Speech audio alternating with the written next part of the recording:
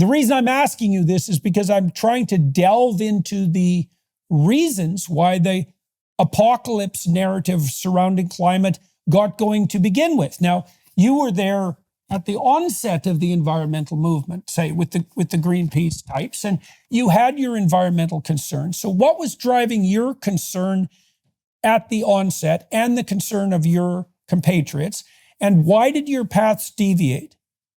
So we're talking about cause now. You were trying to get me started on that at the beginning, and we got off on too many other things. But yeah, I'd like to explain why I joined Greenpeace and why I left Greenpeace. I think I did say that I was doing a PhD in ecology, and that led me into environmental concerns. And there was hydrogen bombs being detonated by the United States in the Aleutian Islands, and there was still atmospheric testing of nuclear weapons by France in French Polynesia. And that was the first target of Greenpeace's campaign. It was Greenpeace. The peace in Greenpeace is about people.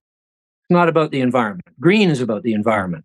And so we were, at the beginning, we were actually doing humanitarian work rather than an ecological work in some ways. I mean, we were trying to stop the possibility of an all-out nuclear war by waking people up to the arms race and all of that was going on at the time. And that was when. That was when. What 1971 was 1971 was the voyage to Amchitka with 12 of us on a small fishing boat, 85-foot boat, crossed the Pacific Ocean, got arrested by the Coast Guard, made Walter Cronkite's evening news, and had tens of thousands of people marching in the streets. And so there were lots of other people involved, but we were the tip of the spear on that, because we got up out of, and did something and quit our regular lives and went on a 3-month campaign on an old fish boat and learned a whole lot of stuff, and had a great time. And because we all had a motto: the revolution should be a celebration, not killing people and stuff. And so we did that. And then the next year, we've had such success. We had defeated the world's most powerful organization, the U.S. Atomic Energy Commission, because they stopped their next test that they were going to do. Nixon did that. And it was very shortly after the bomb we were going against. They did set that one off. I guess they couldn't lose that much face. But they stopped that program. So we said, well, let's head for Mururoa Atoll in French Polynesia and stop the atmospheric tests. And it only took 2 years to do that in a 26-foot sailboat going from New Zealand, while the rest of us went over to Europe.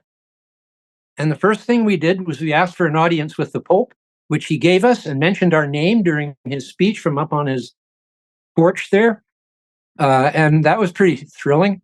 And then we went to Paris and occupied Notre Dame Cathedral, just a half a dozen of us, handing out pamphlets, because even Le Monde at that time was controlled by the state. No one in France knew about the atmospheric nuclear tests in French Polynesia. It wasn't a subject to be discussed.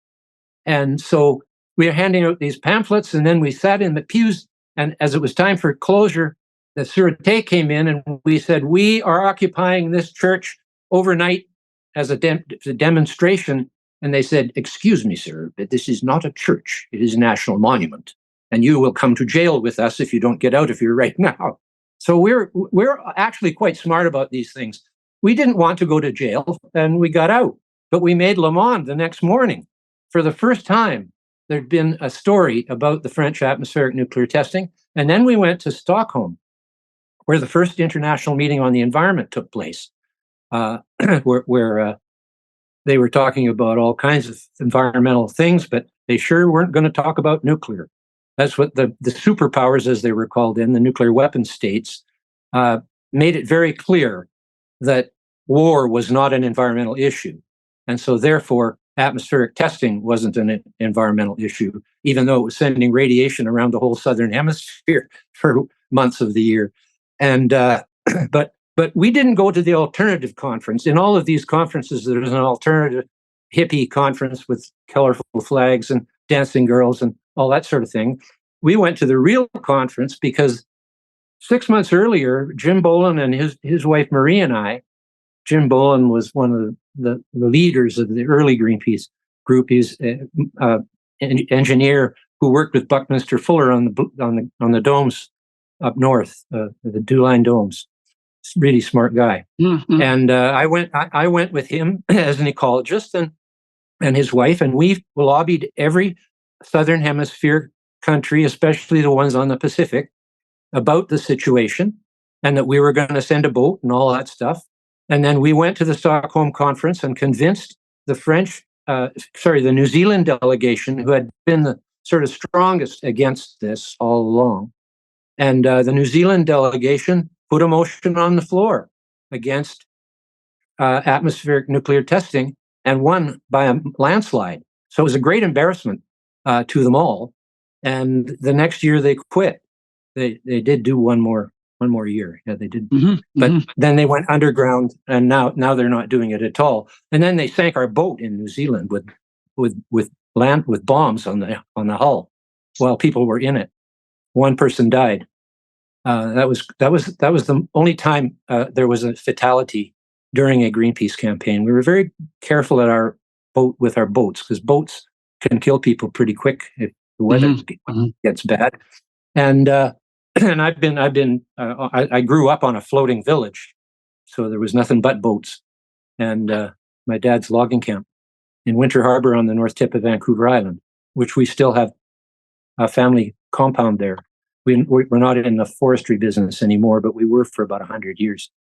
And so I grew up on a tide flat with a dock and a few houses and a couple of rivers and a lot of forest. And so I was naturally interested in nature. So I joined Greenpeace. We went on these voyages. And as time went on, we then moved into more environmental issues, such as toxic waste, pollution, cleaning up the rivers in Europe. North America had already passed good Clean Water and Air Acts earlier than we were in the late 60s. But Europe had not. And almost every big river, the Elbe, the Rhine, the river in London, the Thames, they were pretty much dead. And so we got a smaller boat, the river boat, we called it, about a 50-foot boat, and went up these rivers with divers and plugged the pipes of the factories that were putting poison in the rivers underwater where no one could see it going in. And so we plugged the pipes and it backed up into the factories, and that made the newspapers happy, and we won. And so that was good. And then about the early 80s, a change occurred where environmental groups were now describing the human species as the enemies of the earth. Right. The cancer on the planet.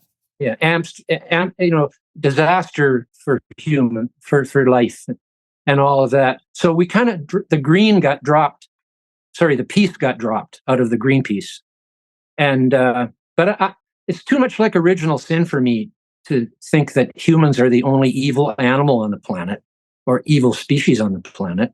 I just don't go for that. I'm not into that. But I stayed for a bit, even though they were saying these things. The cost of living has already increased 17% this year and continues to rise despite interest rate controls. As our national debt skyrockets, you need to be confident in the financial service companies you work with, especially regarding your money and future. Birch Gold is a proven industry leader that you want on your side. They'll show you how precious metal investment can fortify your lifestyle and retirement, even in turbulent economic times. Birch Gold understands that navigating financial decisions can be daunting. That's why their dedicated in-house IRA department is there to guide you every step of the way. Birch Gold values your questions and concerns. Their team is always available to provide answers and clarity. Whether it's about fees, taxes on rollovers, or the timing of the process, they're here to ensure that you feel heard and informed. Text Jordan to 989898 to talk to one of Birch Gold's experts and claim your free info kit on gold. You'll learn how to convert an existing IRA or 401k into a tax-sheltered IRA in gold. The best part is it doesn't cost a penny out of pocket. Just text Jordan to 989898. That's Jordan to 989898 today. How did that happen? Why do you think that happened? What changed? We were infiltrated by the political left. Okay. So that was a Marxist. So, it was a Marxist incursion. Yeah. That makes perfect sense. Yeah, because that kind of puts that anti-capitalist spin on it, right? Yeah. Then what happened, Jordan, is in an international meeting of which I was one of the directors, and we had maybe 50 people around the table by this time from all kinds of countries. David McTaggart, who was our chairman and had become so in political ways, and I negotiated the founding of Greenpeace International with him in a conflict over the use of the word Greenpeace. The San Francisco office was trying to take it away from us, the founding office. And of course, the US has 20 times the fundraising capacity as Canada. And so it became a civil war within Greenpeace. And our lawyer negotiated with me and David the contract of Greenpeace International, which he would become chairman. And I would be the representative for Canada and the representative for US and a representative for Australia, Germany, Germany, Netherlands, UK. We had 9 or 10 countries, all with offices by this time and good fundraising going on. And so David was one of these people who is scared of chemicals, right? Chemophobia, it's been described as, it's sort of like being scared of the climate. And he decided, with advice from others, that Greenpeace should start a campaign to ban chlorine worldwide with capital letters. And I'm going, you guys, salt is sodium chloride. It is an essential nutrient. It is why Gandhi marched to the sea to make salt, because the Brits were taxing the poor people of India for an essential nutrient that they couldn't afford. And so, come on. But not only that, adding chlorine to drinking water was the biggest advance in the history of public health, and to spas and pools and hot tubs, etc. And 85% of our pharmaceuticals are based on chlorine chemistry, and 25% of them actually have chlorine in them. If you look at your cold medicine, you'll see a little Cl there on a lot of them. And so I said, we can't do that, you guys. We cannot ban chlorine worldwide. If you have a particular chlorinated compound that you think should be banned from industry or whatever, let me know. But I'm gone if you do that. And I was gone.